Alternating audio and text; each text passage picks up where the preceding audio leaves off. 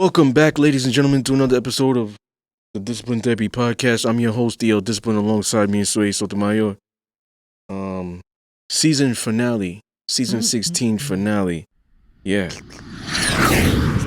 yep. Before we get into it, I don't think I did this the last week. Because y'all know y'all fiends. You did. No. Y'all know what that means. You're back because we're serving you your dose weekly of discipline therapy where not everything is completely free. As we're on Patreon for a plethora of exclusive content for you to see. What is free is a judgment free, sucker free, censor free, sensitive free, and some liberty. God and the ancient ancestors are great, and that means everything else is straight. So go grab your wine, popcorn, or my favorite, roll a blunt. But make sure the children are in bed. Why? Because we have that soul food and sometimes vulgar conversation prepare your mind to be fed like one up, inhale life and exhale strife. Ladies and gentlemen, once again, you are tuned in to the Discipline Therapy Podcast. We're here. All right. Season 16 finale. 176. But before we get into what that topic is, you know what we gotta do. We gotta give a big old shout out to Center Stage Music Studio and Joe. Come on, he hooked us up. He hooked everybody up because he's a good guy. Also, we got links in the description. You know the spiel, how to become part of our Patreon family and subscribe for exclusive content, bloopers, behind the scenes, Mr. EL Discipline's solo lectures of discipline therapy talk, his BDS content, erotica posts and writings by Mr. Discipline. We upload his master classes and workshops. The full videos are uploaded there. We have collaboration shows pertaining to much more sensitive topics such as sexual abuse, rape, domestic violence, transgender, child abduction, conspiracy theories, government conspiracy theories, and much, much more with myself and Mr. Discipline. Once again, how to become part of our Patreon family, go to patreon.com/the Discipline Therapy Podcast. Mr. EL Discipline also has 7 published books that are available for purchase on Amazon.com, BarnesandNobles.com. They have electronic versions as well for Kindle and Nook, and much, much more. Once again, those descriptions are on the link below. Also, check out our online store for merch. Mr. Discipline like to show off our handiwork. And that is disciplinetherapy.launchcart.store/shop. We have new gear that hits every month. You want to go check it out. We got different categories. Women, children's, men, accessories, pets, you name it. Do we have that? We will now. Last but not least, we are on major listening platforms such as Spotify, Apple iTunes, Deezer, Castbox, iHeartRadio, Overcast, Amazon Music. Right? Is that one? Amazon Music? Yeah, and many, many more. All right. 176. Season 16 finale. Why aren't we in our core energy and back in tune with our DNA? Yeah. What do you think? Why aren't we in our core? Oh, well, I think that has a lot to do with so many things. Our environment, the music we listen to, the food we eat, the people that we hang around, um, all that stuff, the shows that we watch, um, the stuff, the towers for the cell towers that are emitting all that stuff plays a big part of it.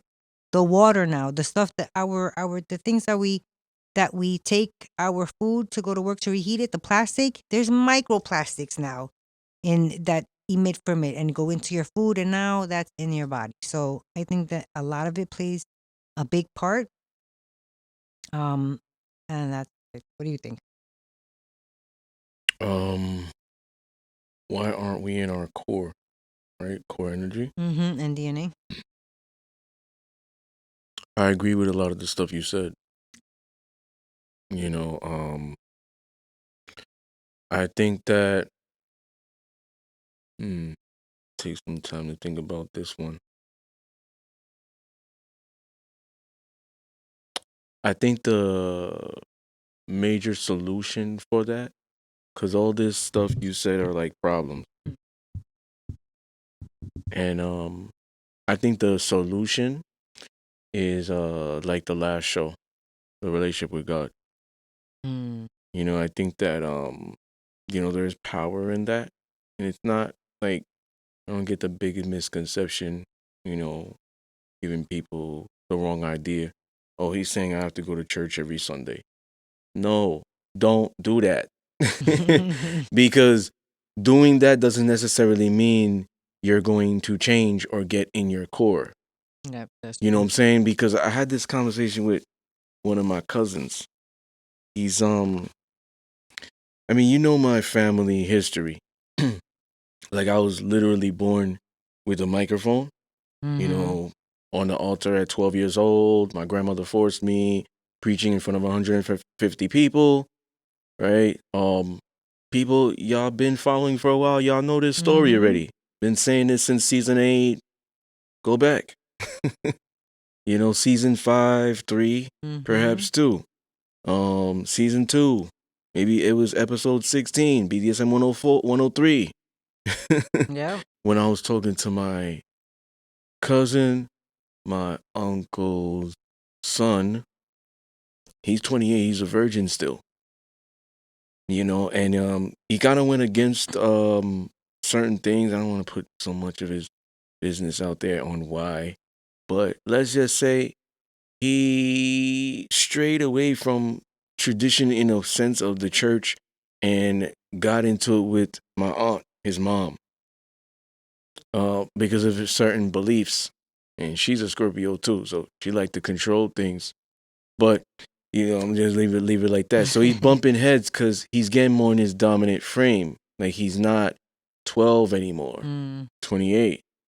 So I had a conversation with him, and it was everything. Girls, it was religion, it was this, it was, do you believe Jesus is the Son of God? Do you believe he's the way to heaven? And I was like, yeah, Wow. I believe that. But is he the way to heaven? No. And I said, technically, because even if I believe that, it's not true unless you're living like that. And he's like, oh, I get it. So he said, I disagree with you. And he was giving me all this biblical stuff. It's like, I'm proud of him for that. But he's saying what was taught to him. Parents, whatever. He's now starting to go back to the church. He left. He left. So to me, which kind of made him see my view. But I'm not. When I have conversations with people about this stuff, it's not for me to sway your perspective my way. I said this is why I think this way, because if you go to church every Sunday and you're not living that 6 days a week, it's just that seventh, you don't believe Jesus is the way to heaven, and you don't believe what you're saying. It's hypocritical. So I said to him, just because I don't do what you're doing, don't mean we kind of not in the same realm, because I do it myself. Church is in you. So he agreed with that. Church is in you. I don't stop doing what I was taught. I wake up every morning and pray. I write in my journal and say my affirmations. I meditate. I still exercise. I do what I got to do. Like, I talk to God, my ancestors. This hasn't changed. I just don't go to the church. So I said to him that going back there is fine, but make sure you're living that 7 days a week, or you're a phony. God don't believe you. So I told him that you got to think of, what would Jesus do? That kind of run. Because that's him being in you. What would Jesus do in this situation? The homeless guy. What would Jesus do? What would Jesus do? It don't, because I know a lot of people that go to church, they're heartless.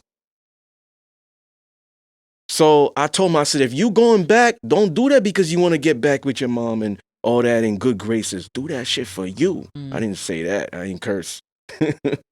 But you know what I'm saying? I'm in my realm right now. So I'm telling you, I'm being real, authentic. I said, do that for you. But make sure you're living that, because that's what counts. Definitely.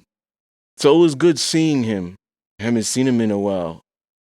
Maybe, almost a year. Why? He was living somewhere else? Yeah, he lives in Connecticut. Ah, okay. Yeah, so he was visiting, and we had a good conversation. He doesn't really have males to talk to. You know, my uncle is Mm. kind of just straight this, that, Haitian, Dominican culture, boom, boom, like have a certain mentality of this how you do things, this how saw my mom do it, and their grandma. So they have like a certain way of how you should do it, even if they don't believe it's right. Like tradition, you have to do So it. I'm talking to him real. You know, at the end of the day, make sure the choice you're making is yours, not your mom's and dad's. Don't do it for somebody else. Because if you do, it's not going to be authentic. So you believing that Jesus is God's son is fine. But if you're not living like that, it's like I use this analogy with him. Going to the gym every day and then you hit McDonald's. You hit Wingstop. Right. What are you Chick-fil-A. working out for? Yeah. Chick-fil-A. Like, what are you doing? What are you working out for? Defeats the purpose. Mm-hmm. When I say this, I'm not saying for you to go to church because you're going to be doing it for the wrong reasons. You know what I'm saying? Do that. But make sure you're doing it for the right reasons for yourself and be active there. Don't just go there because you think if I show up to church, I'm going to be blessed and God's going to love me and I'll make it to heaven. What? Don't be dumb and think like that. Because just because you show up don't mean shit going to happen for you. You need to show up and show up.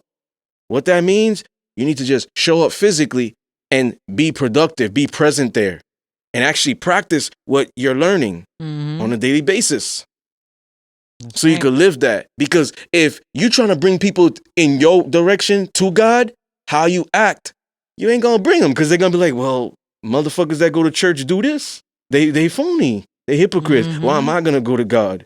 I don't believe one exists because through you. Yeah. So I told him that I was like, that it was very intense. We had a good conversation. I'm glad I could talk to him. Maybe the universe set that in motion. Yeah. I didn't think I was gonna see him. That's nice. Yeah, I haven't really seen like family. I've been busy. But here's the thing though. So when I say that, I think they don't have a relationship with God, hence leading to them not being in their divinity. So, you know, I want to put more in context because sometimes when you say that, people are just gonna be like, "Oh, automatically he means go to church." So I want to put context out there so people could understand. That's what they want to do. Do that on their terms. Don't do it because I said it. Definitely. You know, Some people are spiritual and not religious. Like I'm spiritual. Although I was raised Catholic, I went to Catholic school up until, high school or junior high or whatever. But I don't follow because I don't believe in organized religion. yeah, I'm spiritual though. I yeah. I talk to mean, God. you know, you can, like I said, church is in you. You could read your Bible. Yep. You know, you could do that. If you want, you don't have to go to church. Exactly. You know, but I think that forcing that upon kids, it's not really ever good. And we see statistics, pastors' daughters, like they always end up hoes and whatnot. Yeah. Like it's not, you know what I'm saying? Church going girls or whatever. Like even dudes, like, you know, but at the end of the day, people that do this are still like regular. Don't mean that they're like so holy. Like they probably go to the club, they probably use profanity, they're probably polyamorous. You know what I'm saying? A lot of times when you get into these religions, they force monogamy on you and they say this is the right way to go. If you're monogamous, you're going to get to heaven. Being the other way is going to be devil. All of that is our lies, not real stuff. You know what I'm saying? You read the Bible, you see all these powerful men had multiple wives. Yeah. So it's like, even if it's been rewritten, there's truth to it. There's truth to it in senses, you know? So I think that the biggest problem is us not getting in our divinity. And that is in the direct correlation with not having a relationship with God. On top of everything you said, I think you just went into everything that's gearing us towards having a relationship with God, no, away from having a relationship with God because of all the stuff that we're absorbing. So I gave like an umbrella answer. yeah, which is good because I normally do that. So if you look at it with everything that we're absorbing, if you are weak, because most likely you are, because God is not in you, like you are susceptible to being tainted, your spirit, your mind, you know, tainted with all this garbage. Yeah. Or Can't think for yourself, can't be, you know, what you want to be. tempted You're being easily. tempted easily. You're being how everybody else is, even if you think it's wrong. You know, so I think it comes down to that. And if you're really have God in you, then there's a lot of things you won't do and you will do. You know, one of the things is being strict on your boundaries. Yeah, That's very a man or important. woman who has God in them. Because I could see people who are like religious who don't, who aren't strict about it. Like they know it's not right, but maybe they think that this will get me to heaven. This will make me be a good husband if I do this, even though I know it's not right. Like she's disrespecting me constantly. But checking her would be the devil. Checking her would not be something God would do. Disciplining her is not would be something that's like righteous. Maybe that's how they think. I'm just trying to throw darts in the dark, They trying to hit the do. bullseye. I think that's trauma talking though. Yeah. Because, you know, somebody who is disciplining you, they want the, you know, what's best for you. A parent disciplining a child, they want what's best for you. The person that's on the receiving end has to look at it that way. Yeah. Because that person that is the administrator could say that, but they got to see it too.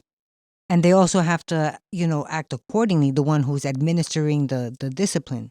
You can't just beat somebody up bloody and be like, this is for your own good. Well, yeah, that's somebody that doesn't have God in them. So I'm telling you, real having God versus people that go to church and don't have God. And then there's a few that go to church and have God.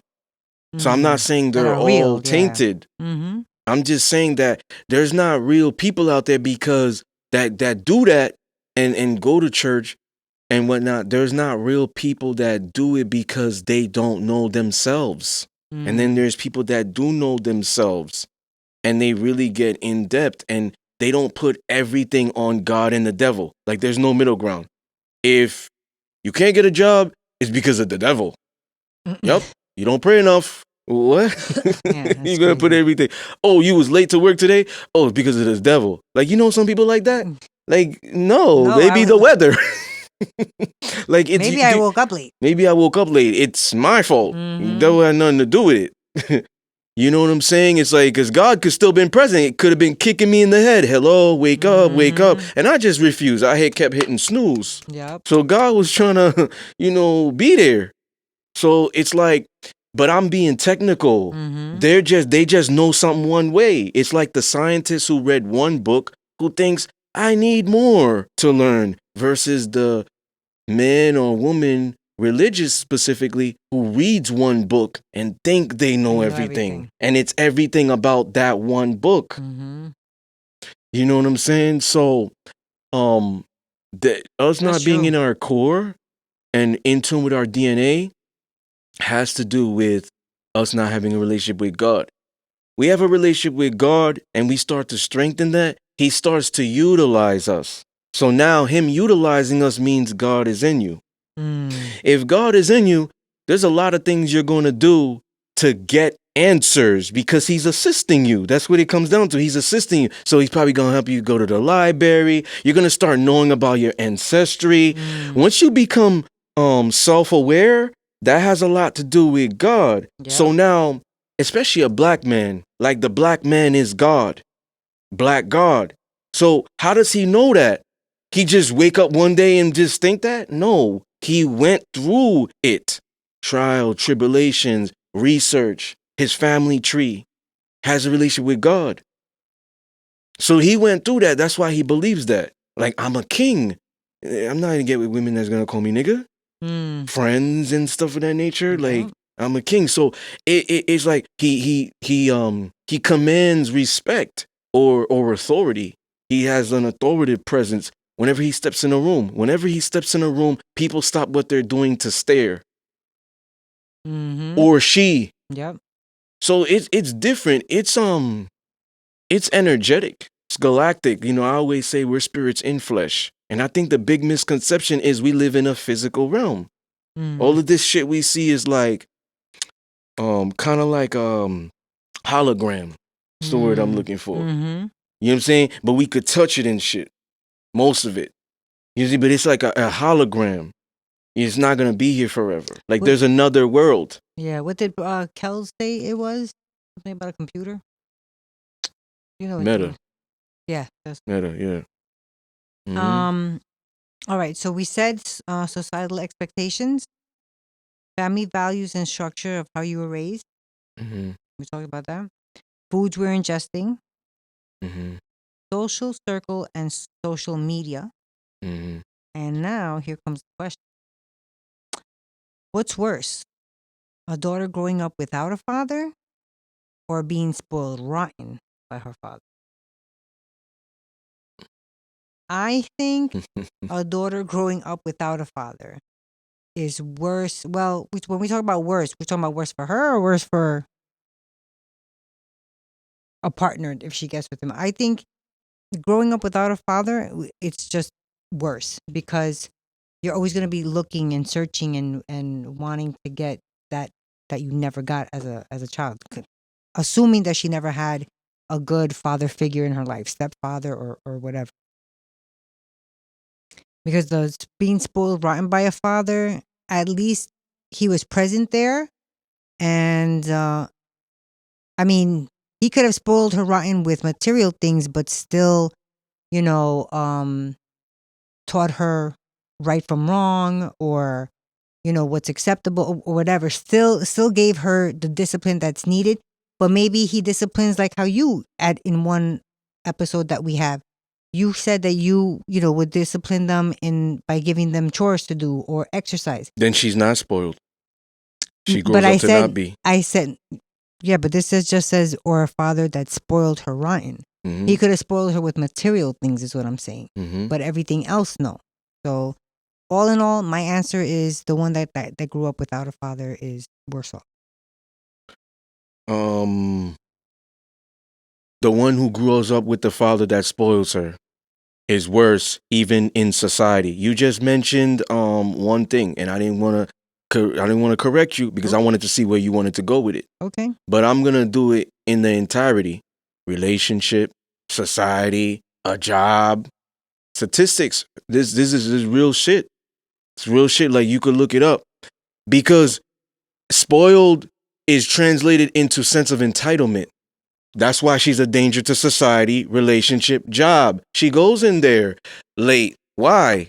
Because she feels like she's entitled. She doesn't take accountability. Oh, well, the bus was late and stuff like that. Oh, so you know that the bus comes at different times, right?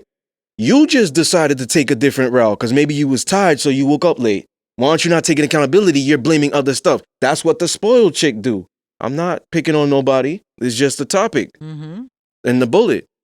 That's what the spoiled chick does. She has a sense of entitlement. So I could be late and I'm gonna have sympathy towards me because I could say that this was what the problem was. Even if you did state those rules and said that I'm laid back with most things, but a few things I'm very, very strict on, non-negotiable. I will write you up for. I got a 5-minute grace period that if you're gonna be late, 15, 20 minutes late, let me know about it, at least. That's all I want to know. Know about it. Send it in the group chat. Mm-hmm. If not, I'm writing you up because there was already a verbal warning and there was a contract you signed when you chose to work here with me, specifically because everybody runs their stuff different. And I already told you I'm strict. I kept it transparent.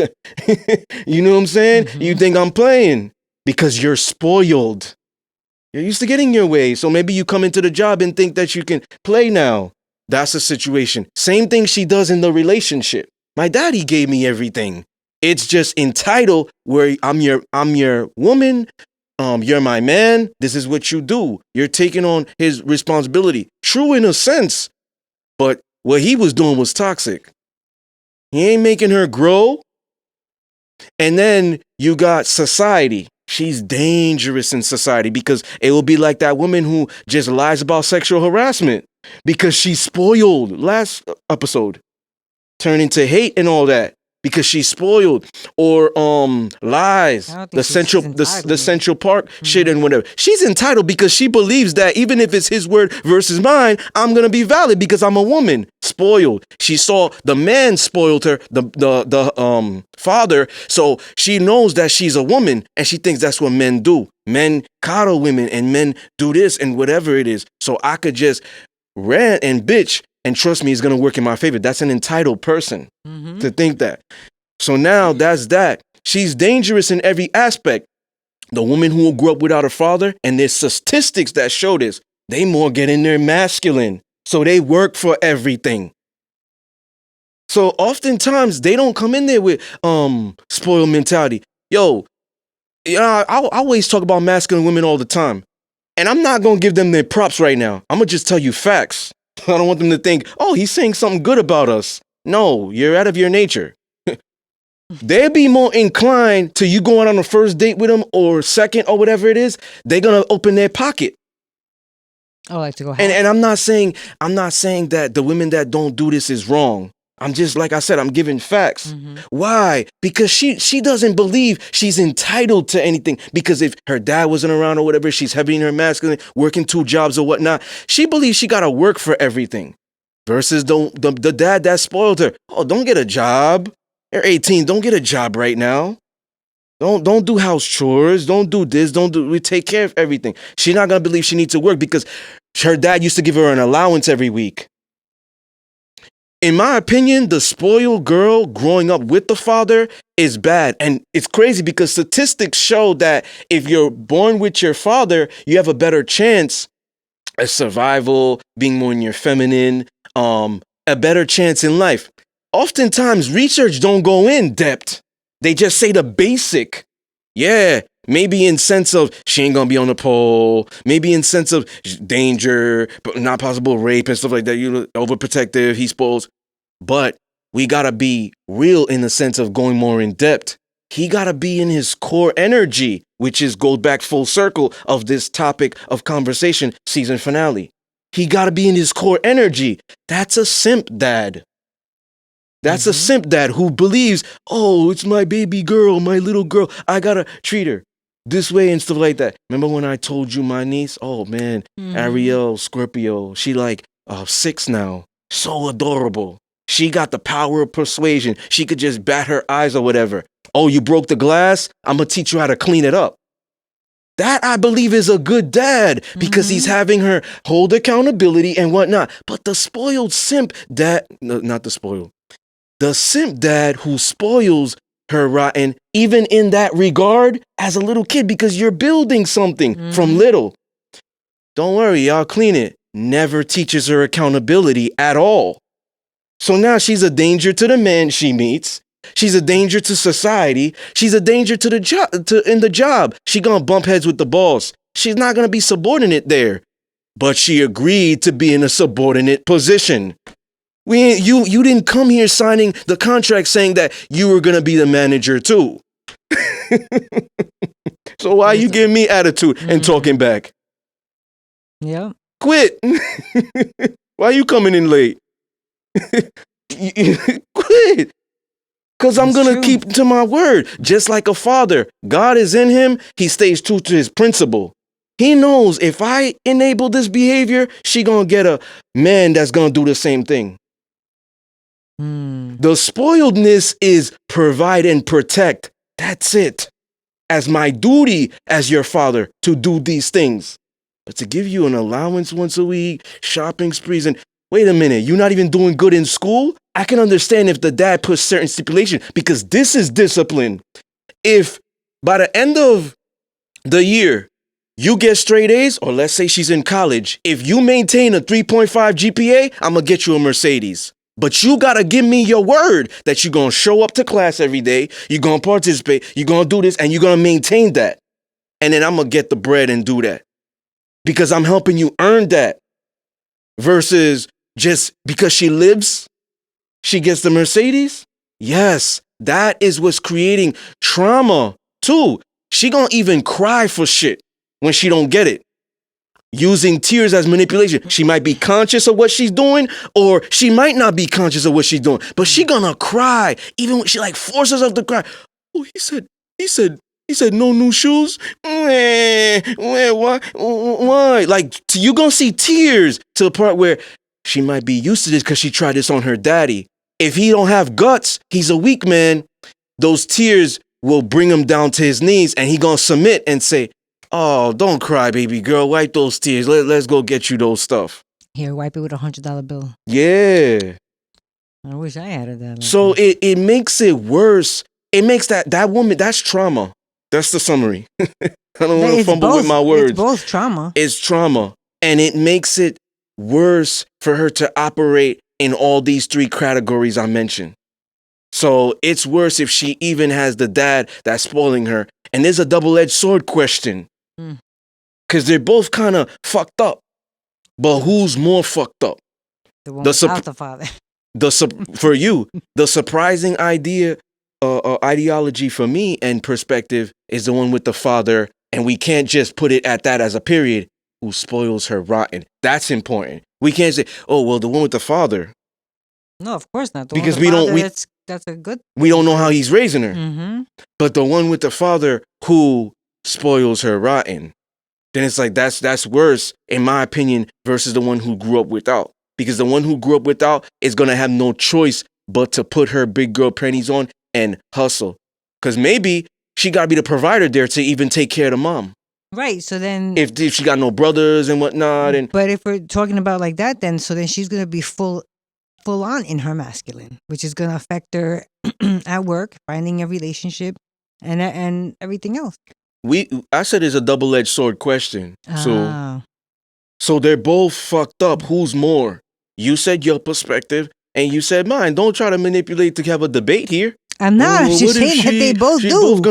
They're both gonna be messed up. But the reality is, from my perspective, the dad, because he's not treating her, he's not teaching her any character. He's not teaching her any discipline. He's not teaching her about men lead, women follow. So automatically, when she gets into the next relationship, she might even be dominant there. And she's very feminine, but her spoiledness makes her be dominant. Give me this, give me that, do this, do that. And if you don't, I'm going to punish you. Because my dad did.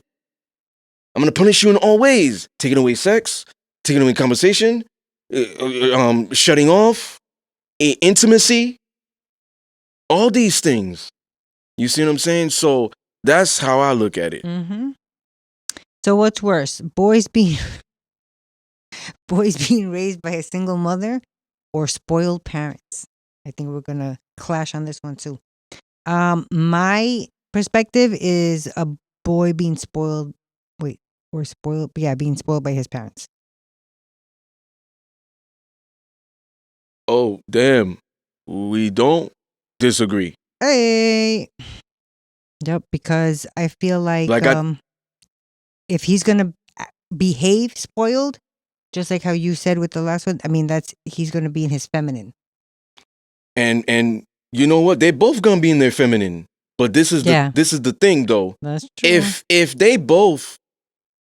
If they both have no real male mentors, like that spoiled kid didn't go to military school, wasn't dealing with a harsh coach.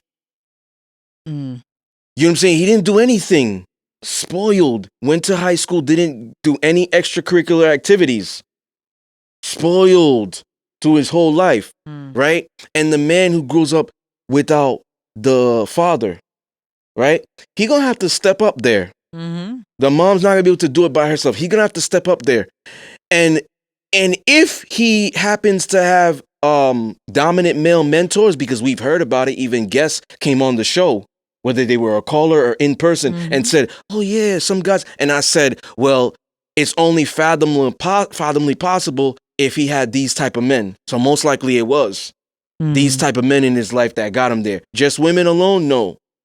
So let's just say just women alone, the mom alone and the parents alone. Neither one of them had any dominant male mentors or leadership, right? That taught them about accountability, discipline, and hard work and character, morals, values, principles. So the boy who has the spoiled parents, he's worse. They're both fucked up, toxic. It's bad, but he's worse. It goes back to the first one. He's gonna have a sense of entitlement, so he will grape the chick at the party, put something in the drink, and yo guys, let's do this. Or oh my gosh, train. Why? Because he used to doing what he want. He will coerce. Yo, I'll pay her bread to do this. And then you know what? He'll go to his parents and they'll cover it up. They'll cover it up. Mm-hmm. You know what I'm saying? Stuff with the police officers. They feel entitled. You know who my dad is? Mm-hmm. You know who my parents are? So Constantly keep making mistakes, never learning, never growing. He has a sense of entitlement, just like the girl who's spoiled by the dad. Mm-hmm. So I think that's the difference with both of them. The man, the boy with the single mom, he's not gonna have a sense of entitlement. He's gonna like believe that it's a cruel world because his pops is not there. He's gonna have to like figure it out. Even if he is gonna be raised feminine, you know, he's not gonna feel like, oh yeah, I could get a Mercedes Benz. Because where is he getting that confidence from? Go out there, be a man. You know, as long as you're respectful, sometimes you gotta take what you deserve. Sometimes you gotta take what's right. Go in there, don't let people disrespect you. The mom's not gonna be gangster enough to do that. No, but it's like you said, if he's in sports, then he's getting But I'm saying, but you don't remember. You don't just the mom. Yeah, you don't remember. Without the gotcha. Yeah, they don't got those. If it's just them, you know what I'm saying? So he's not gonna have a sense of, oh well, you know, I could just do what I want with this girl. No, and she can't go anywhere because my parents are gonna cover it up. Especially if he has a single mom. Exactly. Yeah. So he's not gonna have a sense of entitlement going out there and navigating into the world. We also don't know what that single mom is. She in her masculine? Because he most likely. That's what I'm still. But she's still not gonna have that gangster in her to tell him those things I was just stating on how to be a man. I mean. No, she's not. No, she's not because if there was two parents there already, most likely she was in her feminine, and it might not be all the time, but she was there sometimes. Now she's a single mom. She has no choice but to be in her masculine all the time. Right. You see what I'm saying? So with her being in her feminine, with the dad, there was a different mentality there. Whereas now she's in her masculine, it's new. It's brand new. It's brand new. I'm not going to know what to tell him. He's going through some shit right now. As a man, damn, I'm a woman. I'm not going to know what to tell him. Get back on there. You got the bad grade? Damn, what should I tell him? Don't worry about those other kids and what they think. Or get back on the horse. Oh, you missed that goal in soccer? Oh, you missed that touchdown. You dropped the ball. He pinned you. That basketball game you lost. But what's the silver lining? What's the silver lining? You lost, but what did you build out of that? Did you build character? Did you build discipline? Because if you did, then it's a win. And maybe the next one you're going to win. Get back on that horse. Every 8 times you fall down, get up 7. Yep. You know what I'm saying? Or maybe it's 9. Every 7 times. Yeah, every 7 times, get up 8. Get up one more time. Yeah. Every time you just stop at 7. Don't just stay there. But will the mom know how to do that? Maybe 1%, and that could be a big percentage. But do you know them? I don't know them. You know, it's hard. So all I'm saying is the natural frame of the woman was always feminine. Mm-hmm. She gets into a masculine, something happened along the line. It's not something that's common. The natural frame of the man is masculine. So even if he wasn't there, there's triggers that could always get me there. The beta, but his instincts, a trespasser, instinct. What does he do? Yo, get back. But he's still beta, right? But instinctively, what did he do? Because of ancestry. I go to the gym, yo. I'm way bigger than her. He's still beta, but what did his instincts do? Protect. His ancestors was talking to him in that moment, protect. So that's why I'm saying, like, because he's always in his natural frame, even if he transitioned to beta and went feminine. The woman's always in her feminine frame. Something happened along the way. She gets in her masculine.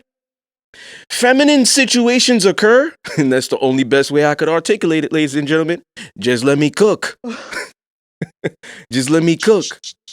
feminine situations occur, and she gets back into that by nature. Like, you just start crying out of nowhere. You don't know what. Oh, your period's coming up. Now you realize it. My period's coming up soon. But you a gangster, though. You a sensitive gangster then. They're not synonymous. You can't fight The- emotion. They're not synonymous. So you sensitive gangster. So I thought you was a gangster. You see, because it's not in her nature. Mm. So that's what I mean. So it's gonna be hard for that single mom to kind of just motivate that boy. She's not gonna know what to say to him. I agree with that. This next one kind of confused me. So Because I'm sorry, because she also never went through it. I totally agree with that, Yeah. because when my son was going through stuff, I told him I would love to help you. I can give you advice, but I don't know what to tell you because I've never been a man. See, perfect And example. I can't help you. You need to go talk to your dad, talk to a friend, talk to another male that you look up to, because I don't know what to tell you. I've never been in that situation. Now, this next bullet confused me, but I think you put it there because I know, being your co-host for a couple of seasons here, I kind of know. I think you put it in there to stump me. So, what's worse, a feminist, strong, independent woman, or a highly educated upper class working woman? um, if she's a highly educated upper class working woman, wouldn't she be strong and independent as well? Are you asking me or? Yeah, because But it's it's confusing perspective. It's me. perspective. To me, they're the same one. Okay. What's an independent woman or highly educated upper class working woman? This is double-edged sword questions. They all of these Dan versus, they're both bad. Who's worse? All right, strong independent. So yeah. Wow. 2 for 2. Hey! 2 for 2. I'm gonna say why. Why did you pick it? Why did I pick it? Because the highly educated upper class working woman, I mean, if she's educated, she's gonna know kind of like she knows how to read the room. She'll know how to, how to pick her partner. I don't. Because you said which one was worse. That's the only one that I can think of was the strong independent woman. Yeah, why? No, you go first. No. So you could like piggyback off that. Maybe you might jog something You were going there. somewhere. This is no right or wrong answer. No, I know. You were I going don't- somewhere. I think that exactly just what I said. I think she would knows how to know how read the proper room. discernment. Like she knows how to act accordingly. Okay, so Like she's not, if she's highly educated. Sorry, I didn't mean to cut you off. Like she's not gonna dress provocatively going into a club, because she's gonna know, all right, there's consequences to how I dress. There's consequences to my behavior and how I speak to people. She's not just gonna go crazy and just start cursing somebody out just because she's in a bad mood. You know what I mean? you see what you did there? You didn't give up. Hey. You didn't give up. You know what I'm saying? You kept going, and that makes sense now. Versus, oh, I don't know. It makes sense now. I get caught like a deer in a headlight. I'm like, I don't know. Because I believe you're right with what you said. I didn't think of that. Hey. But I believe that the strong, independent feminist, right? Now, technically, not really independent, self-sufficient, but let's say independent. Independent feminist, right? Don't mean she have a job. This is the brain teaser. You know, this is throwing the wrench in there. Don't mean she have a job, He's an author, people. right? It don't mean she grew up with one parent, right? We don't know the situation. We don't know her character. We just know strong, independent feminist. And we can, all three of these terms have definitions for them, whether it's factual, subjective definitions, objective, and scientifical, right? So the way I look at it is the strong, independent feminist is a danger to society. I'll piggyback off you. You're saying the woman is well read. Don't mean a feminist is. Strong, independent can be asinine, can be idiotic to say as a female, or be ridiculous because people are going to expect you to be those things in every circumstance, maybe because you're preaching that. So now we don't really know their situation. The upper class, highly educated woman could be an RN. Ain't she educated? Yes. She makes a lot of money. Can she still be in her feminine? Mm-hmm. Making a lot of money? Yes, she can. So this is the wrench. This is the wrench. So she could still be in her core and knowing how to treat the man. When I get home, I'm going to do this. I'm going to take care of the kids. I'm still going to be feminine because she's kind of like doing a feminine job still. Even though she making the bread. Just because you are upper class, what was it again? Working woman, you making all this bread don't necessarily mean it's the woman that's running her own business, the CEO.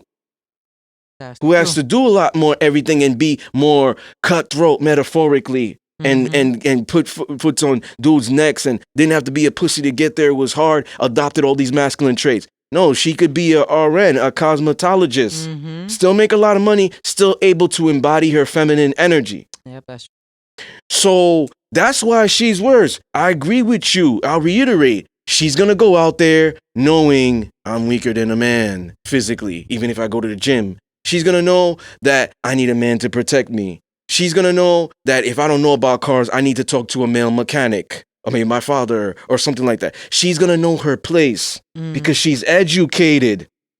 Yep. Right? The strong independent, why I say it's idiotic, don't. And if she's a feminist, holy shit. This is on a path to danger. It's on a path to high risk for harm. Other people and herself. Because I didn't add intelligence there. No. Or educated. Educated you did. Oh, no, not for the feminist. Gotcha, yeah. Gotcha. So it could be a girl who's 15.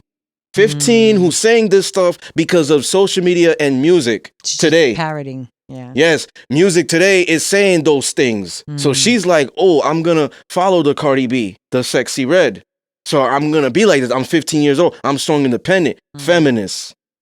I could do this. She don't work. Yeah, well, 15. You know what I'm saying? So, that's what I feel like is worse.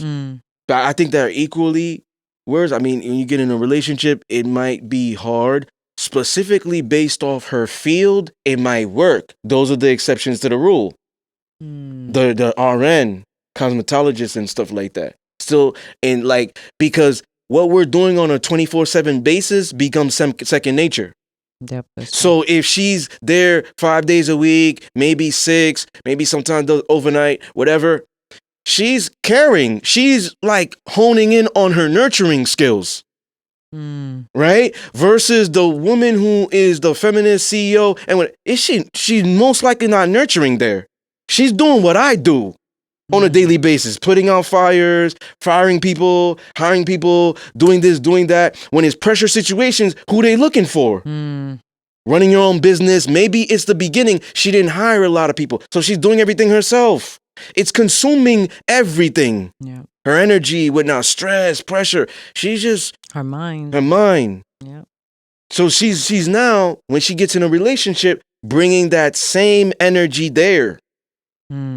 Bumping heads. If he's in that equal level of energy. Like he's in his masculine. Because she's in her masculine. Yeah. Bumping heads. But the RN, like she could get with the masculine guy. And it could work, the cosmetologist and stuff. So it's depends on the woman, how she was raised, her field. Psychology says your field of work, it has a little bit to do with your personality. That's interesting. All right. Is chivalry expected by one gender or both? I'm gonna say by one, which is awful, but I think most everybody, male and female, expect chivalry from one. Yeah, I agree. But it doesn't have to be that way. I mean, women can you don't have to hold the door open for him, but unlock the door or I mean, chivalry comes in different forms. So yeah, that's what I meant to say. chivalry for men can comes in forms of protection.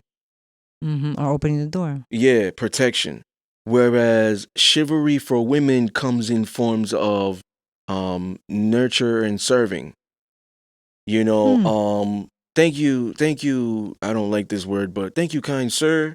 You know, like, oh, you held the door for me. Thank you, kind sir. Not, oh, I could hold my own door. I mean, you don't really need to do that every time we go out. Like, what are we? 1950s?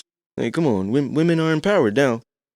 Like, she's not chivalrous. That sounds crazy to me that a woman would be like, "Don't open my door." I'd be like, I would be shocked and surprised and be like, "Oh, thank you. That's so nice."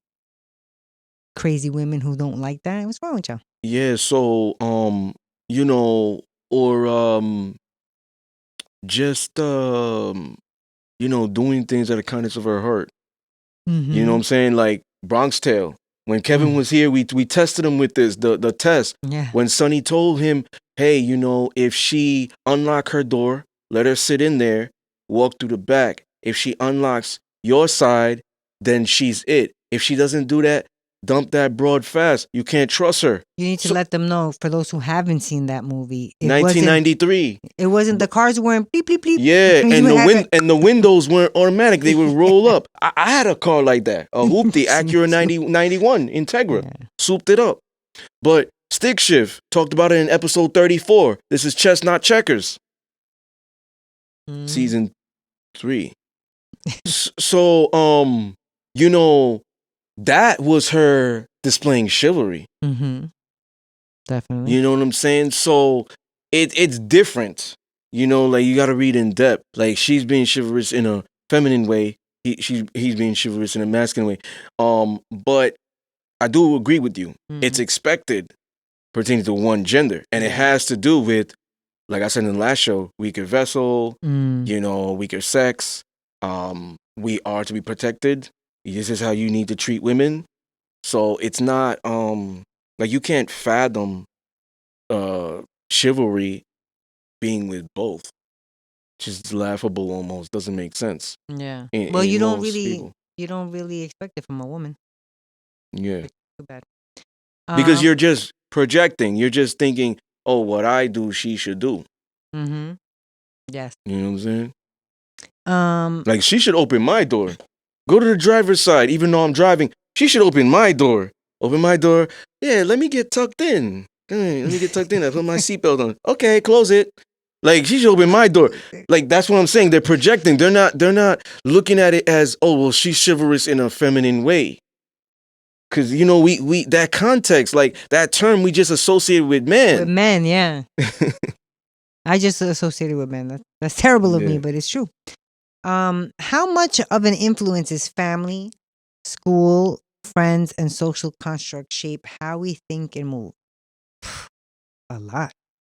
I think. I mean, I think especially if you're the type of person who's very indecisive, they can have a lot more of an influence on you than somebody, let's say, who's more stubborn and like, no, this is how I want it and this is what I'm gonna do.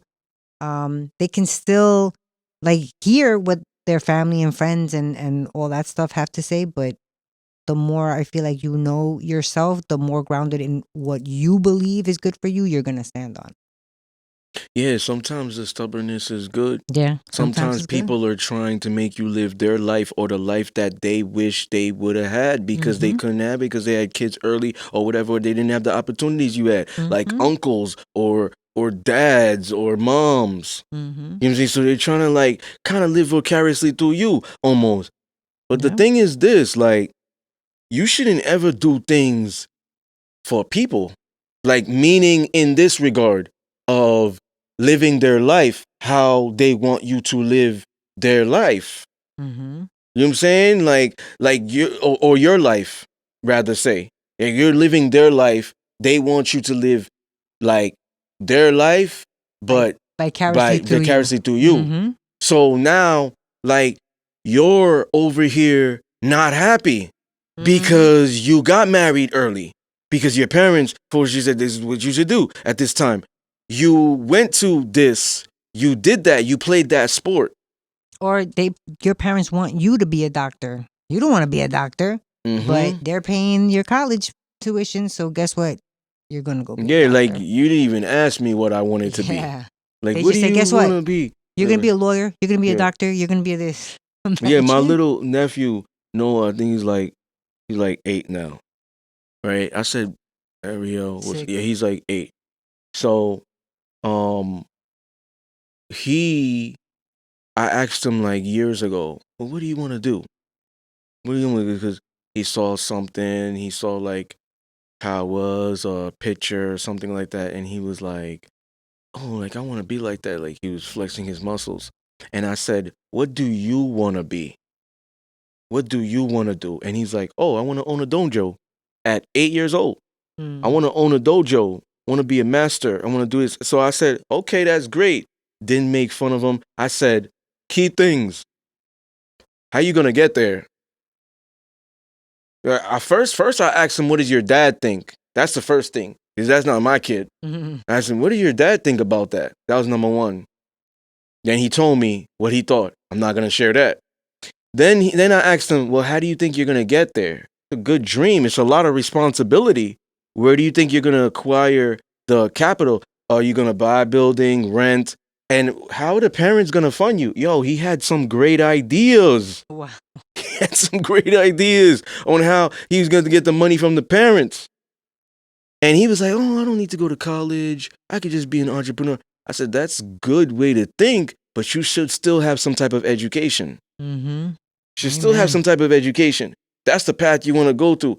I don't know what his dad is telling him, but I'm just giving you an example of what it was with that conversation. So in regards to what you were saying, yeah, a lot of them don't choose their life. Like, goddamn, did you ask me if I wanted to be a doctor? Oh, he's a doctor. He don't know how hard it is. He don't know that he's not gonna be. He don't know that he's not gonna be home like that. His wife is cheating on him, or maybe he's cheating because he's just not there, or whatever it is. It's too hard, like you were saying. And it was like he's not happy, and he's just working a 9 to 5, killing himself, and that's it. That's his life. Yeah. You know, he's not doing what he loves. He's doing what he thinks is right because, like you were saying, they were paying for my tuition. You know, so what was the question? The question? Yeah, or about how much of an influence? Yeah, so big influence. Yeah, how we view the world. Yeah, from that definitely. Yeah, so it's like paramount, like parenting. Parenting is paramount because it comes down to like, well, what is the message or tool that you're going to leave the next generation, whether it's intangible or tangible. You Very important. Do men get gratification in serving women even if they know it won't be reciprocated? And do women get gratification in serving men even if they know it won't be reciprocated? To be honest, I don't know anybody who doesn't like to get reciprocated or at least acknowledged. I know, like, for me, this is my perspective, like even in a job, if I'm doing my job and not only that, but I'm going above and beyond what my duties are, I'd like to get a pat on the back at least and be like, damn, you're doing a good job. Thank you. Or else why am I here? I think that's because you're a server.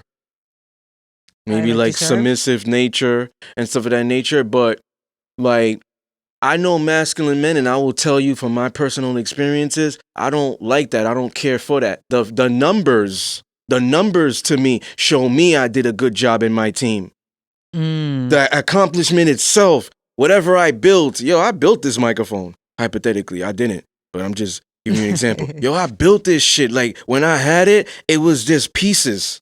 Like I built it. Like you could hear me. You could hear me. That's amazing, right? Didn't have anything on that. I put everything together. Things that's inside this cylinder frame. Like I threw everything in here for you to actually hear my voice. Like I came up with that.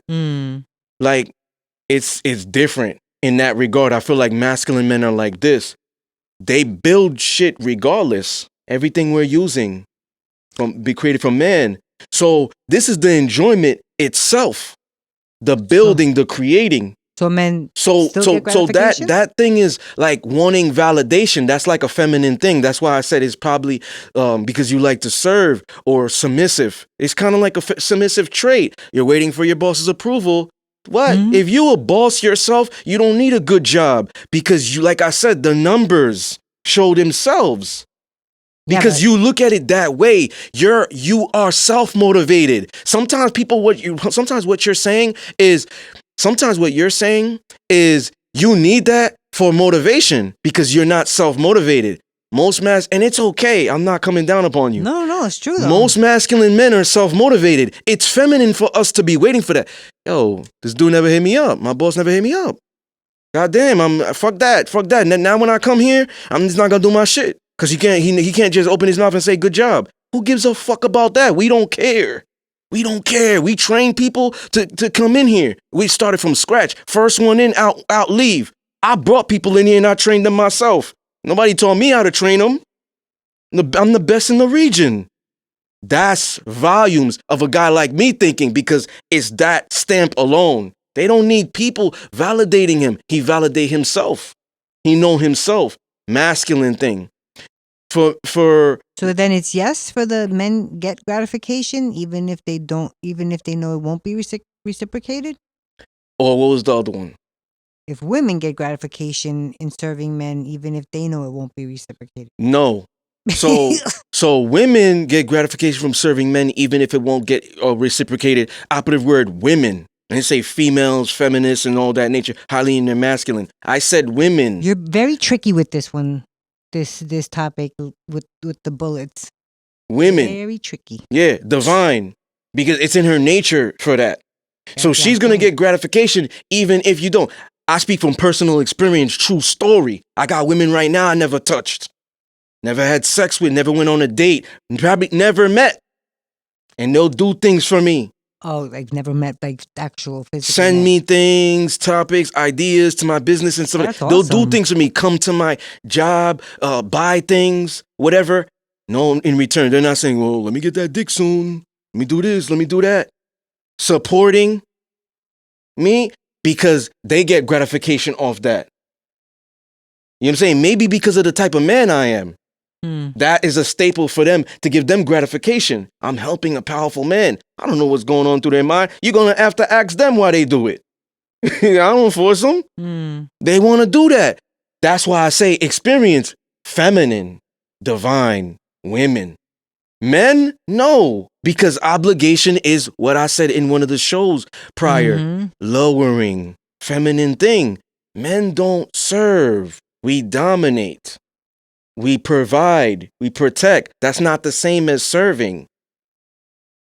You know what I'm saying? So men don't get gratification in serving women knowing that there's not going to be anything in return. That's the definition of a simp. Men don't pride themselves in being simps, and real men know the difference. Simps are lost mentally. They don't know what they're doing. They don't know what the fuck they're doing. Some of them do, most of them don't. And the ones that do are dangerous. Very dangerous, like the player. The player, his operative goal is the box. So he's going to do, say whatever to get it. He might even let a woman dominate him. Even though his principles is never to do that. He might say certain things that's appeasing, knowing that goes against his nature for that. Because it's his end goal, a male feminist. So they don't get pleasure in that. And when they're with their boys, they're going to say the truth. Yo, what's going on in your current situation? Oh, yeah, I'm dealing with this honey right now. I mean, she got me doing all stupid shit. But it's coming. Excuse me.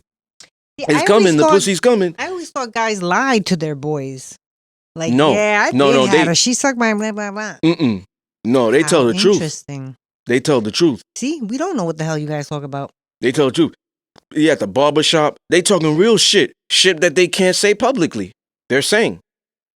Could be the guy that is in an organization on a major network that believes in it, but he'll only bring it to the guys. Oh, there's no girls around here. I could be myself. Scratch my balls, open my legs, just kick back. Al Bundy type shit. You know what I'm saying? So now it's like they'll be real with the boys, but they know the girl, oh, if I say that, that's gonna upset her. Too sensitive, she gonna cry. I'm gonna get canceled publicly, sponsors. I'm gonna be in the doghouse, no pussy tonight. I know how she is. She gotta, like, he knows what he's doing. That's the dangerous simp. Mm. And then you got the oblivious simps. There's categories to this. Yeah, you got the oblivious ones, and it's like, they don't get gratification from that because they have an end goal. The male friend, come on, buddy. You confessed your love and feelings to her, and she shot you down. No, I don't want to miss our friendship. You're such a great guy. You know what I'm saying? And you still rocking there. That wasn't the end for you. Damn, you weren't embarrassed, nothing. Shot to your ego, nothing, right? Your pride. You weren't You embarrassed. got no dignity. You're just gonna be a lapdog there. He's like, okay. She's gonna be a lapdog there. You think that maybe one day she'll change her mind. He's waiting for that. Maybe. Simping. He's but waiting. but what is he doing though? He's aware. Mm-hmm. He's aware. Yeah, she uses me. Rides to the clubs with her girls. Oh, you smash any? No. You doing it? I pay for the drinks. No. Yo, none of them your girl? Mm-mm. Doing that because I'm such a great guy. I'm such a nice guy. You know guys like Get that? out of here. No. Mm. But like, well, you know what? I don't know guys like that technically, but I met one back in my clubbing days when I was talking to a girl and I was like, yo, who you came here with? Oh, this guy. Oh, the dude buying y'all drinks? Yeah, he drove me and my girl. Who's he? Oh, he's just a friend. Oh, so this is what y'all do on a weekly basis or whatever? Yeah, he drives us. So I met that, but I don't know somebody personally.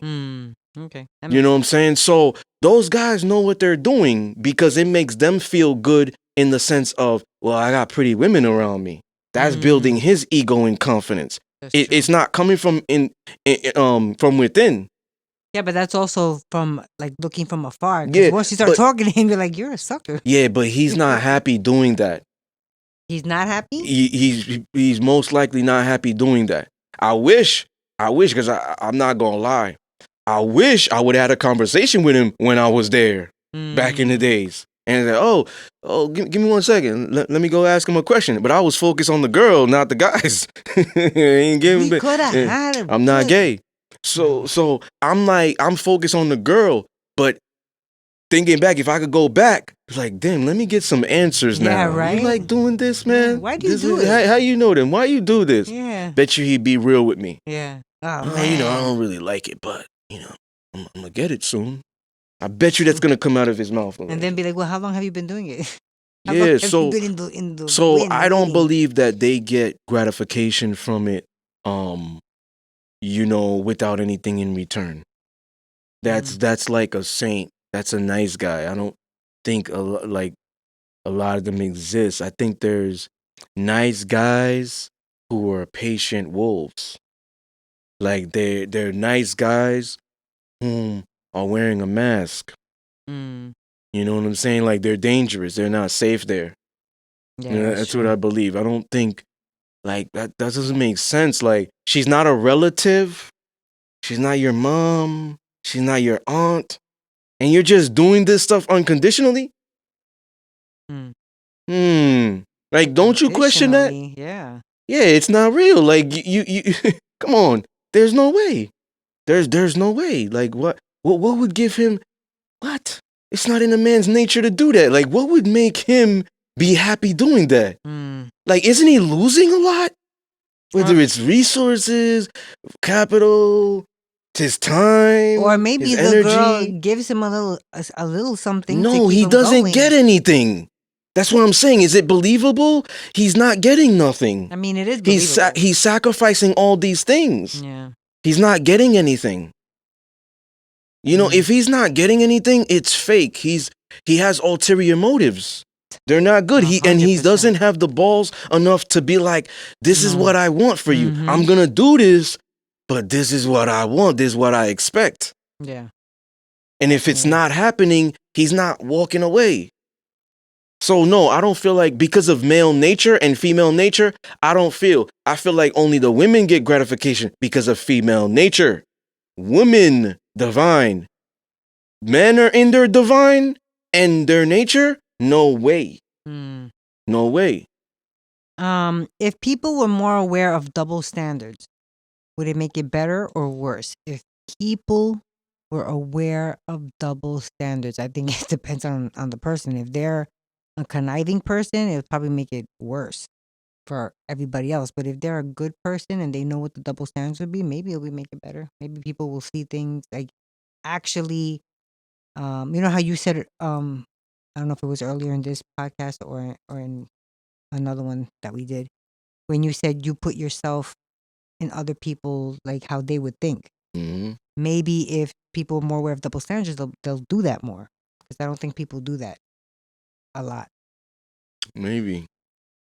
I'm going to go back to the serving one point and then get back to it. Okay. Naturally, the woman is more kind and gentler than the man. This even goes back to ancestry. So it would make more sense for her to serve and not want anything in return, and she's just getting gratification off that. Versus men are more ruthless and whatnot.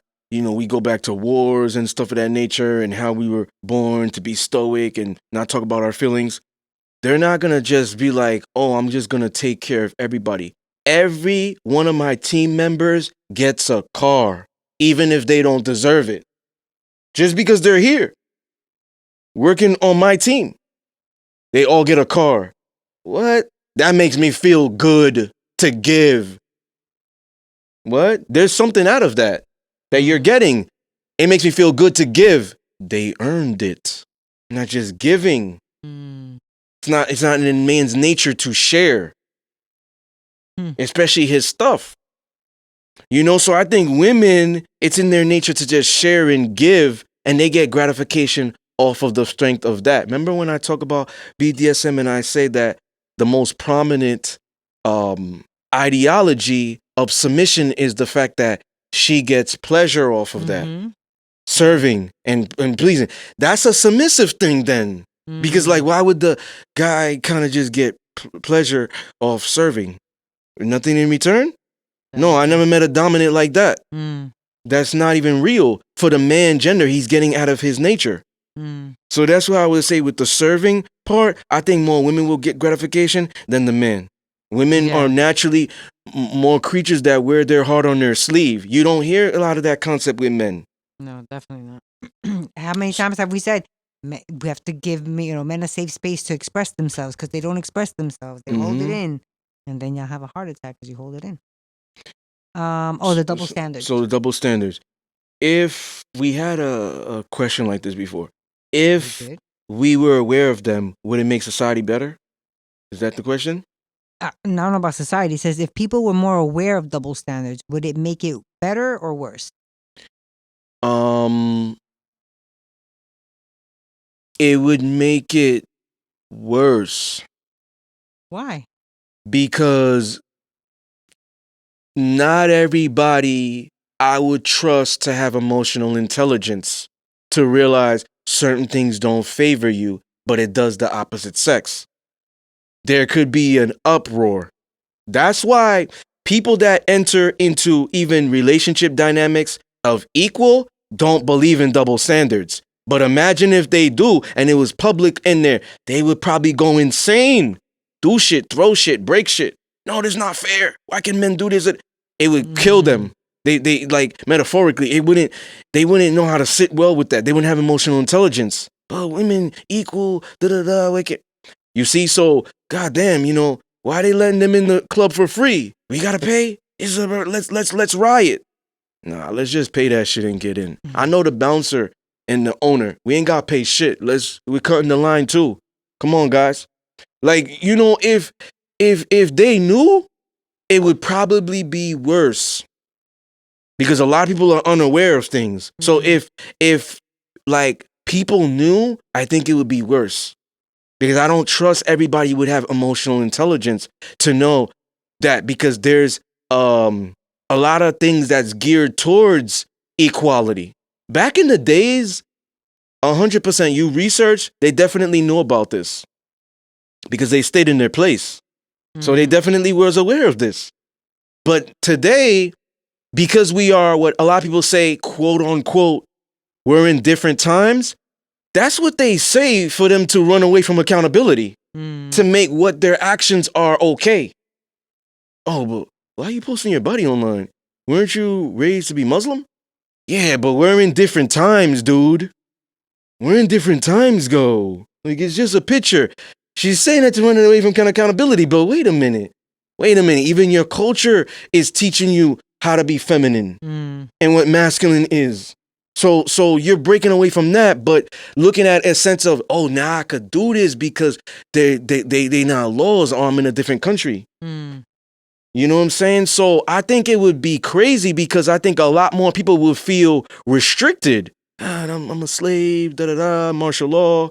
Like, I feel like a lot of people would be feeling restricted, so that would drive them insane, make them depressed, stuff of that nature. So I think it would be worse if they knew, because a lot of people are not emotionally intelligent. That's why. So if they figured it out, yo, could be wild. Could be wild. Why is it important to be in our core energy? I think it's important for us to be in our core energy, because, like you had said in previous episodes, it brings us back into our original. Is that the no? Your That's DNA? Yeah, no, but our original, like, preset. Yeah, origin. Yep. Yeah. Origin. It brings us back to that. And when you're in there, you're just because Oh, like default programming. yeah, so default programming. And then when you're in that default programming, you're getting along better, with your counterparts. You're also making better decisions and judgments, for yourself. It's just like an all around thing about being in your core energy. It is spiritually known that when we are able to balance both our energies, because we're born with both, whether people want to say subjective or the opinion, that's what it is. It's not a fact. We're born with both. Yeah. When you're able to balance both, it is spiritually known, it is factual that you get everything you want. So and balancing it means that in those certain circumstances, you bring it about. So it doesn't mean that I'm 50% feminine and 50% masculine. No, it means that I'm 90% masculine most of the day and maybe 10% that empathy, that compassion. That we went to the first master class, right? You was there. Yes. Yeah, 2022. Yeah, I talked about the different characteristics of feminine and masculine. So that's the 10%. They showing empathy and compassion and stuff like that, feminine trait, collaboration and stuff. But that's the balance, because you're able to bring them both out. You're not just 100% masculine and you just can't have these feelings in this regard. Even knowing the feminine energy, how she gonna be, instinctively, intuitively, she needs a hug right now. I may not be able to say the right shit. She's just venting to me. She needs a hug right now. Let me hold her tight. Maybe that will cause her to stop crying. Maybe that will cause her to shut up. Understanding how the female emotion could be, because you understand that nature. So he's getting in his feminine to do that. Yeah. So it's not fathomably possible for a dude to be alpha 100% and still love and give the woman everything in that regard. Too, it's hard. Yeah. So the balanced. woman that is the working woman today, she can balance that, because when she's at work or when she gotta run the household when he's not here, based off his instructions, cook, clean, do that, she turned her masculine energy up. Productivity. Do you think it's easier for a woman to balance it?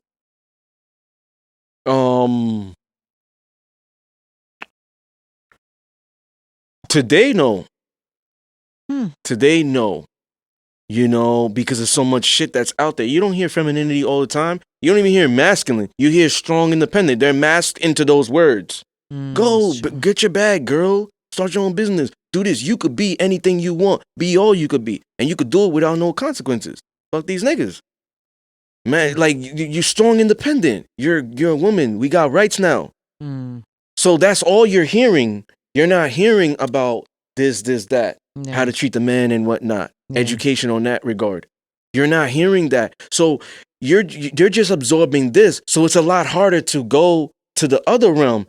They don't believe it. Subconsciously, they get into that realm when there's dire circumstances or natural disasters or bodily issues or whatnot. Monthly cycles, this and that, when you're crying, when you're failing, when you can't get there, when, you know, whatever it is in that moment, sex, you know, when you're aroused.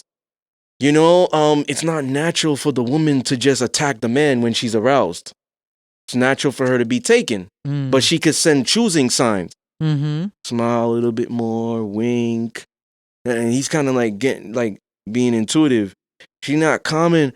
Maybe she asks politely, "Can we do this? I would love to have that in my mouth."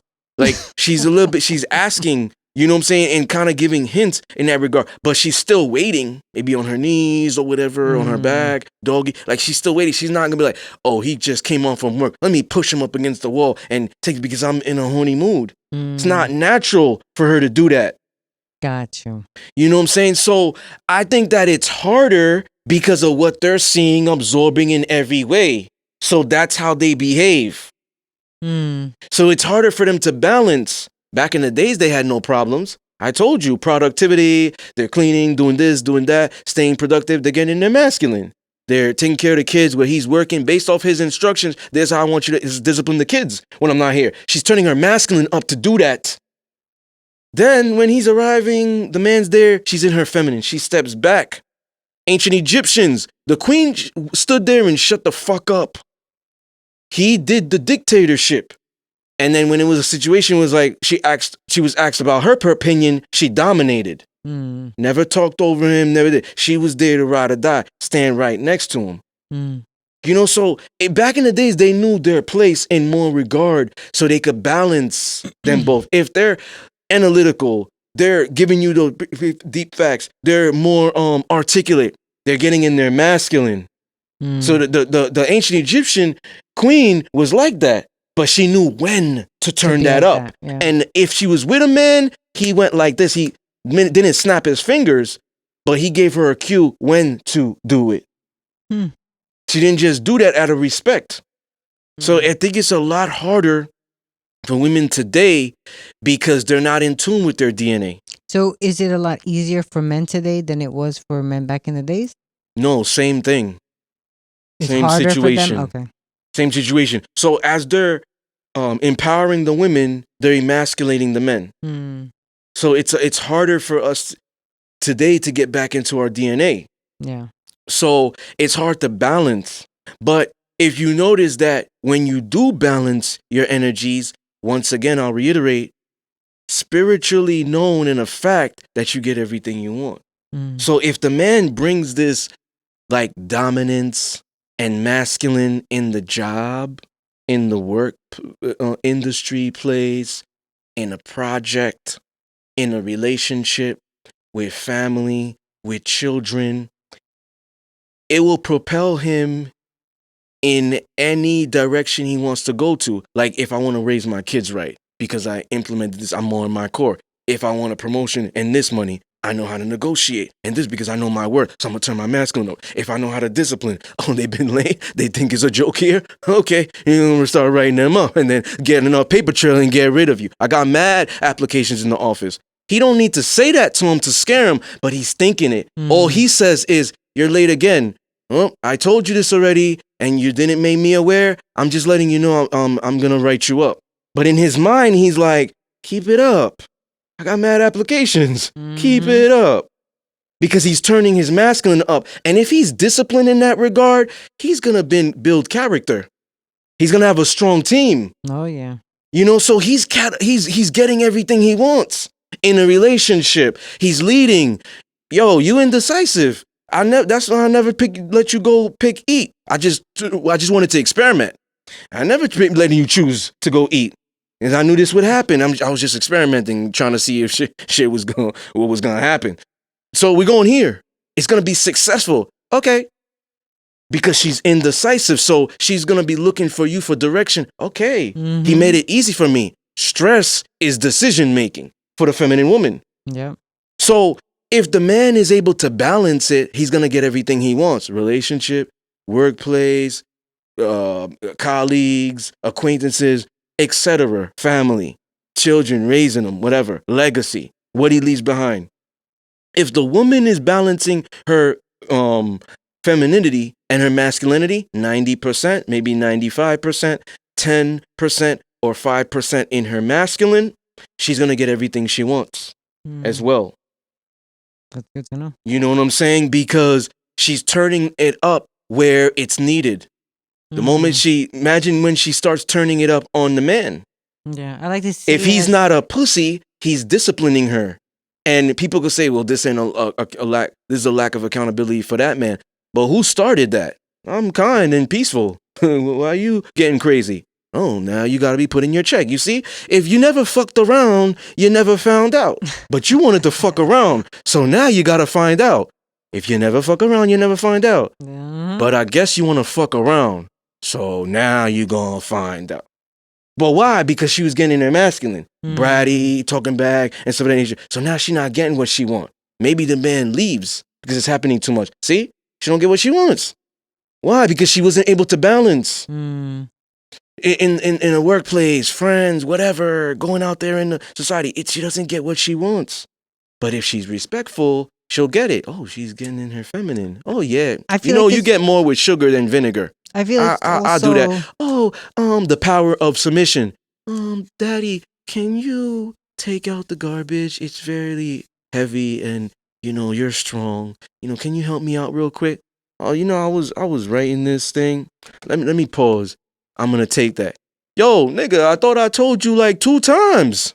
Like, take out the garbage. Like, why the fuck do I gotta keep talking to you about the same shit? It's like you ignore me, you don't respect me or something. Yeah, the beta. Yeah. I'll be there soon. Fucking bitch, let me finish this fucking level. The straight up dominant dude is now gonna check you. And what did I tell you for the second time? I go to work in the morning, so I'm in my pajamas right now. I'm cooling. It's mad cold outside. No, I'm already gonna be bundled up. I'll take it there. By the time I go to work, the garbage man don't even pick up the shit. So what's wrong with you? Why I gotta get that aggressive? He's a kind man though. He's peaceful. But why he gotta get that aggressive? That's why. Yeah. What I was gonna say is, I also see it like energy pulls energy. So if you're, if you have gratitude, if you're grateful, that frequency, you're gonna pull in all that positive frequency that you're on. You're grateful, you're gonna things that you're good that you should be grateful for are gonna come to you. That's how I see it. How important is knowledge of self? I think this is one of the key things that we always say. We've said it from episode 1. Knowledge of self is key. It is important to know yourself. And if you don't, you need to work on it. It's not an easy thing, especially the older that you are. And I mean, if you have someone that can guide you into, how to get to there, that's even better. But if you're doing it on your own, it's not an easy thing to do, but it's so gratifying because when you know yourself, no one can tell you about yourself. And it's easier for you to make the decisions that are meant for you. Mm-hmm. Even if you feel like they're doing something wrong. Like, girl, you hoeing out here. So, I know that. I'm cool with it. I know I'm a hoe. Cool. Not like in denial about it. Oh, well, it's just Instagram. The picture. These are the times we're in. I mean, just having fun. Why are you so serious? Like it's more so. Yeah, I know it. You know what I'm saying? So that's Taking in a sense accountability. that's in a sense as well. That's true. Because you're accountable to yourself. Like a man that knows his place is accountable to himself, and he's adhering to gender roles. So he's accountable. Same thing with the woman that knows her place is accountable to herself, and she's adhering to gender roles. You know, so I think that it's paramount to know yourself, because if you know yourself, you're gonna find God. And if you find God, you're gonna start to uncover your powers, because you're gonna realize God is in you. We are gods and goddesses with amnesia. So we're like in the image of God. When you could get there, because like I said, we're spirit in flesh.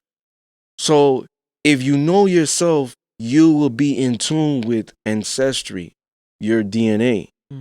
Now, the biggest thing is because people don't want to keep hearing about what you should do, what it is, what the problems is. People want to hear what the benefits are and the solutions.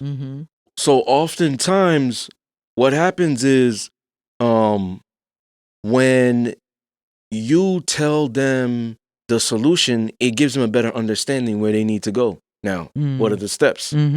Because we could be like, oh yeah, we need to do this. Or women need to get in their feminine. This is why the relationships don't work. Boom, boom, boom. This and that. Well, they don't care about that. Because I think at this point, it's like, okay, we keep hearing it. We keep hearing the same rhetoric. How can we get there? Kind of help us out. You know how you get there? You hire Mr. Ill Discipline to be your coach.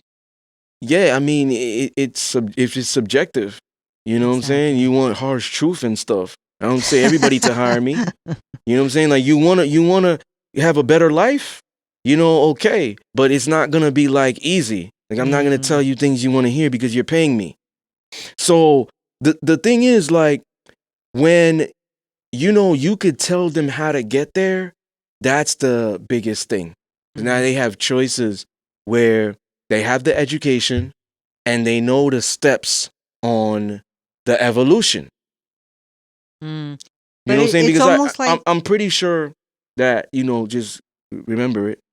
I'm pretty sure that everybody wants a change. Everybody wants a change from failing at things that they really love. Yeah. So if you can subjectively tell, like, I don't need shit on the gym. I already know that already. But maybe hypothetically, I'm not saying this is me, but maybe I need to be better at investing. So what type of stuff you're doing in the stock market or whatever, 401k, like how are you doing it? Like maybe I need better things. So that's going to subjectively lead me towards that. That's what I mean. So it has to be like subjective. Like if, let's say, because I believe women are happiest when they're in relationships, not like serving corporations and making all this money and stuff. They're like the topic, who gets gratification more? They get more gratification in serving like their family. Cooking and everything. Oh man, I did that. Like the feminine woman, I did that. I cooked for 15 people. And they all love it. That makes me feel good. I did that. So that's where they feel. So if they love relationships and being in relationship more, but lying, saying fuck love, I'm okay being single, lying, single by choice, they're gonna want to change. So they're gonna want to listen because they want to get there, even though they might not publicly say because of pride. But they want a partner. They don't want to be living this life. You think the woman that's just doing one night stands every week is happy? No, she's tricking herself to think she's happy. She's not. You know what I'm saying? So, you think the single mom who really, really wanted to get married and thought that was going to come with it, maybe he lied or maybe I tricked him, that you think she's happy? She wants to get married. Everybody has different goals, and women have different goals pertaining to relationship. That's true. So they're going to want to get to that evolution part about them getting in their feminine. How can they do that? They can still keep both energies. It's just to have a successful dating relationship now, you got to turn the masculine down now. That's what it is. Like it's harder Easier said than done. Mm. But that's what it is. How to get there? Many different ways to get there. Wait, but put a pin on that one because that's our last. How to get there? Yeah, how do we raise that? Okay. Mm-hmm. So, can we truly heal from trauma? I think yes. I think that you can heal from trauma. I don't think that it's an easy thing. I don't think any self work that you do on yourself is easy. You know what I mean? I think it's hard work, it's dedication. You have to want to um see that change or make that change. That you have to want this. It's not just, well, maybe tomorrow I'll do it. No. Like it's an ongoing process. While I do think that you can heal from trauma, it's an ongoing process because trauma it's a tricky thing. You know what I mean? Like you could think that you're okay with one aspect of the trauma and you think you're fine. Years later, somebody or something, a smell can trigger you right back to that same trauma that you didn't work through that part of it. You know what I mean? I don't know if that makes sense, but I definitely think that you can heal. I don't think that people should, go into it lighthearted, or think that it's going to be a quick fix or easy. It's something that you have to, keep working on yourself with. That's my perspective. Yeah, I agree. Um, I think that sometimes people give up because they feel like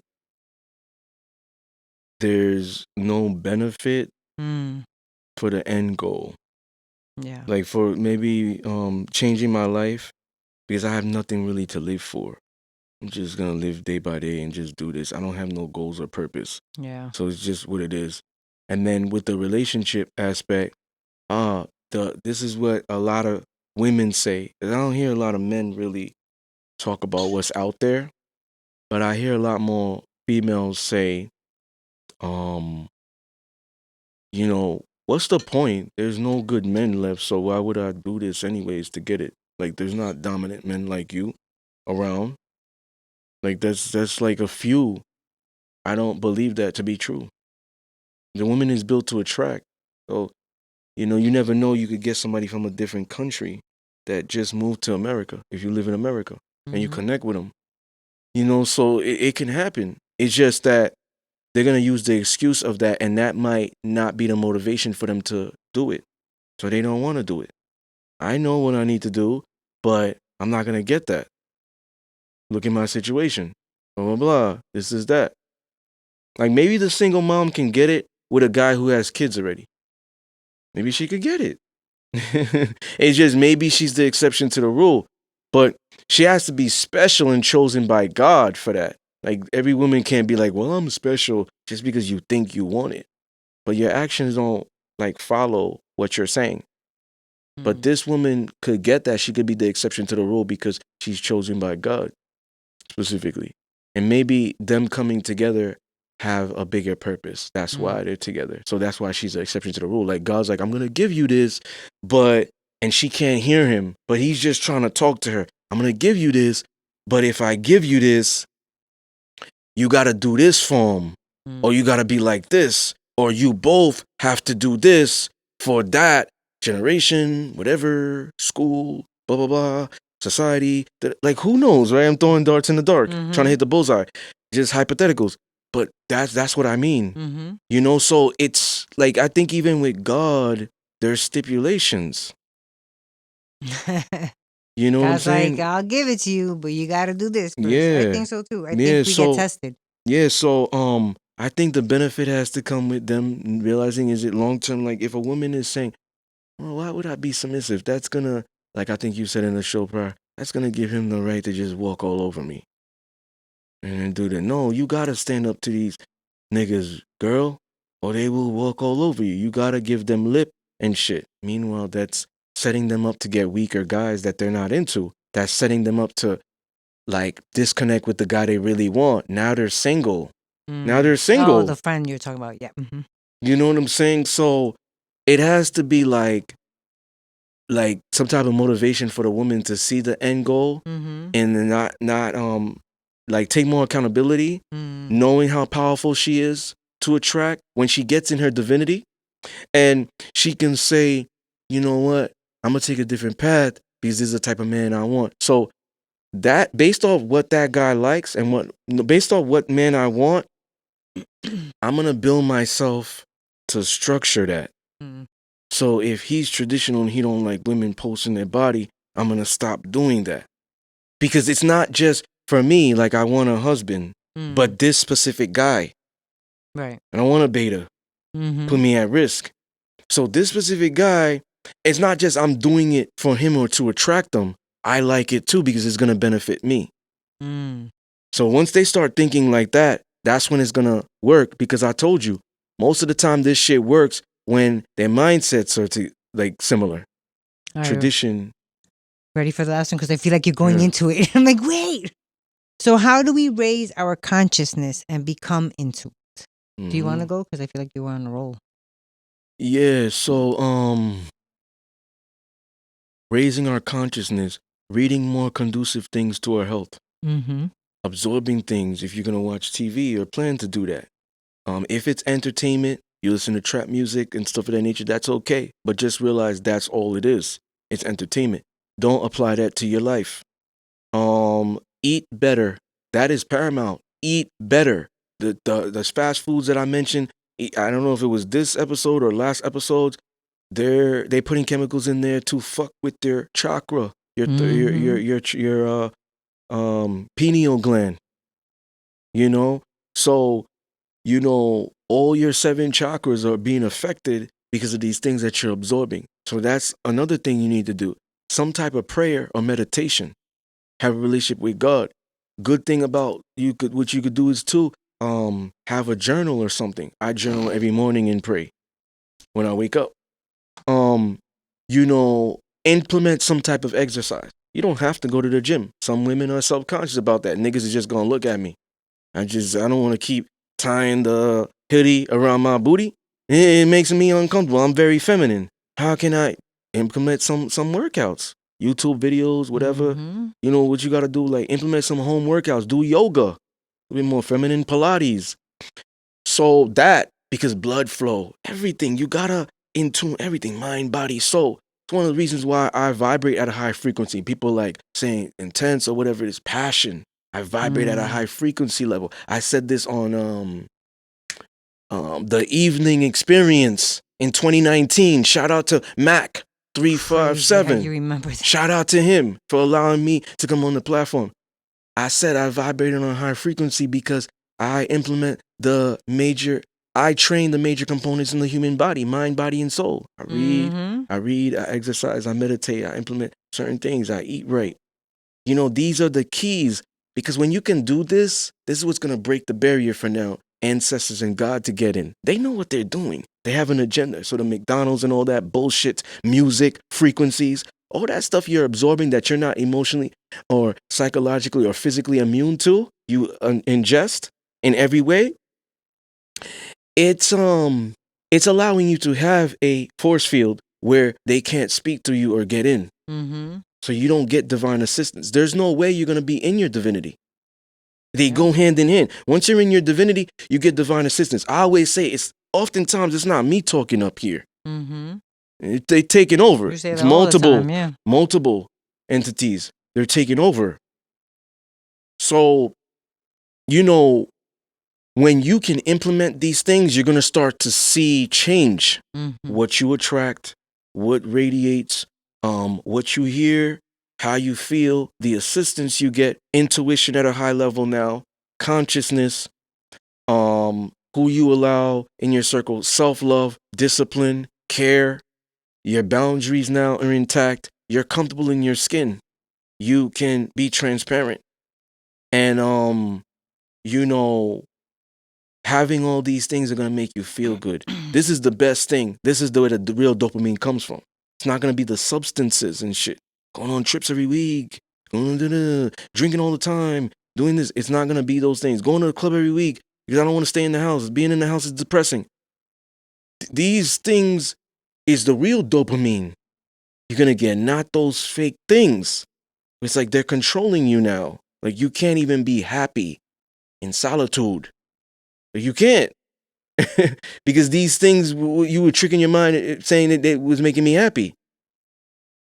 So this is where the real dopamine comes from. You're gonna feel better. You look good, you feel good. You're working out and stuff of that nature. Your mind is better and all that. No more brain fog and whatnot. You're in tune. You got more energy. Get more in your feminine energy. Absorb things. Read more feminine books. How to get more in my feminine and stuff like that. God, get more into, like I say for me, what helps me reinforce my identity is not just being around masculine men, absorbing that football, wrestling, whatever, certain musics, like back in the days, not today. Things that identify it, because there's things in the world today that's trying to break us away from that. But I'm stubborn. Told you the last show I've watched movies that they probably never heard of. Lean on Me. Think that was even way before my time. But I've seen it many times. Coach Carter. All these things, like even the stuff that they say, Hercules. Yo, that shit would get canceled today. The stuff that they said, I'm watching right now, like, wow. He said that shit. Imagine if he said that right now. The whole network get canceled. Everybody getting fired. Yeah. So these things reinforce that. I've said this, like, feminine women, don't listen to that trap shit. And if you do, don't let it don't let it influence you. Don't, like, if you're gonna listen to Cardi B and Sexy Red, I'm not telling you to not listen to them. Maybe you like the beat or whatever. But when they saying niggas ain't shit or whatever it is, or pop that pussy, make it breathe, and don't do that. Don't think like that. Like, maybe it's catchy, but come on, like, be smarter. Like, that's entertainment. They probably go home to a man where they're submissive there, but they're telling you to not be. Like Beyonce, strong, independent. Where the ladies at? Single ladies, whatever. Irreplaceable. To the left. Get out of here. Now she got women saying to the left, I'll replace you. Wow. Are you sure? You gonna get me again? Don't let Beyonce get you in trouble. my women ain't allowed to listen to her and Cardi B and stuff. Don't let her get you in trouble. Cashing checks your ass can't catch. Your mouth crazy. So that's what it comes down to, I believe. It's all energetic, like vibrations. It's never stagnant. It keeps going. I agree with the reading. As a matter of fact, I think I told you this off air. I'm reading a book now called The Miracle Morning for Entrepreneurs. And that's a new type of book that I'm reading. I usually always read horror. This is a new type of book that I'm starting to read, and the type of people that you surround yourself with. You want to surround yourself with like-minded people. Especially if you're entering in a new realm of how you're thinking, you want to better yourself, let's say, and your friends from the past, while they're still fun and you love them and it's still a good time, you're on a different path. You need to align yourself with people that think like you, so that, and not only that, but somebody who's done it, in whatever it is that you're trying to do, almost like a life coach, or what's the mentor. Thinking, I was gonna say a monitor. Also the praying. I believe that you should be grateful. You should be mindful of your actions, your words, what you're thinking. Implement a routine. Do things. I have my routine, and it's pretty much the same whether I sleep and I wake up in the morning.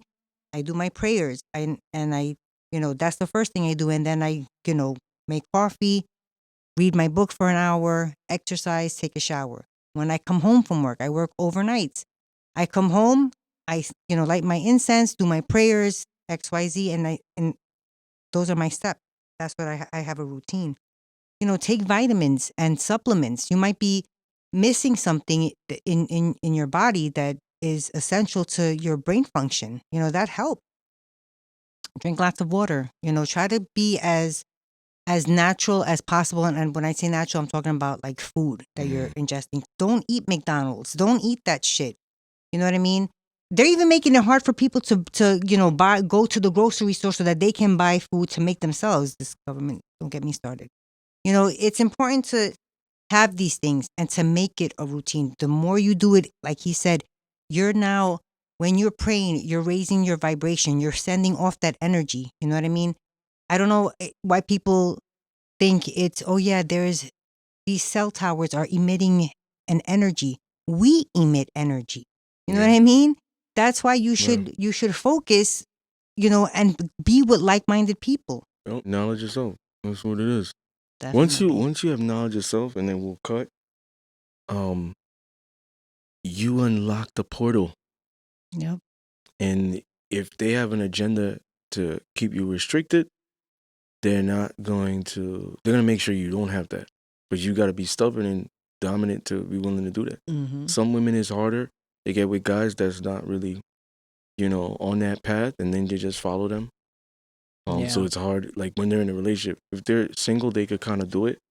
But if they're single, they need to get with guys that is gonna kind of contribute to that healing, so they could sustain that. Because if they healed and everything like that, you don't know when you are until you get into a relationship. Oh, you think you healed? That's because nobody's around you. Now they triggering you, and you're not handling that right. So you're not healed. Yeah. So you need to get with a man who's kind of like on the same wavelength. If she's spiritual, she needs to get with a spiritual guy. Mm-hmm. Be specific if you asking for that guy, whatever. Because it's not. It's gonna break her up down. It's gonna break her down. I think that's when they're getting tested. Yeah. Like, you think you're healed? Let's put you in this situation and see how healed you are. These are the tests. All right, ladies and gentlemen. So just keep in contact with us and be observant of what the season 17 premiere is gonna be, the date, and go back.